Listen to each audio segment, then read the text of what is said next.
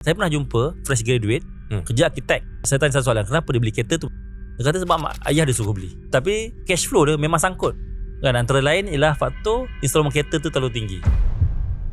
Orang berhutang-hutang ni bukan apa, tapi pressure daripada ibu bapa. Ibu bapa minta. Macam mana kita nak bercakap against mereka ni? Terutama sekali kalau mereka menggunakan sentimental blackmail. Macam contoh Ali, mak dah tua, mak nak kereta baru, mak nak kapet baru. Macam mana Aduh, bila sebut mak ayah ni, saya sendiri pun susah nak jawab tu. Semua saya bersyukur lah tak pernah mengalami situasi sebegitu. Tapi saya biasa berhadapan dengan orang yang macam tu. Dia berbalik kepada kemampuan tadi balik. Memang kadang-kadang kita kena berani belajar mengatakan tidak lah.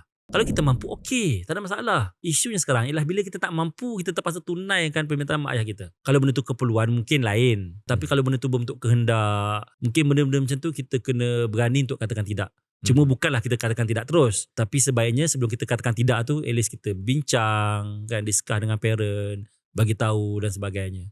Dan mungkin juga kita boleh pakat dengan adik-beradik untuk tunaikan hasrat ibu bapa, bukan kita seorang. Sebab kadang-kadang berlaku juga kena kat dia seorang aja.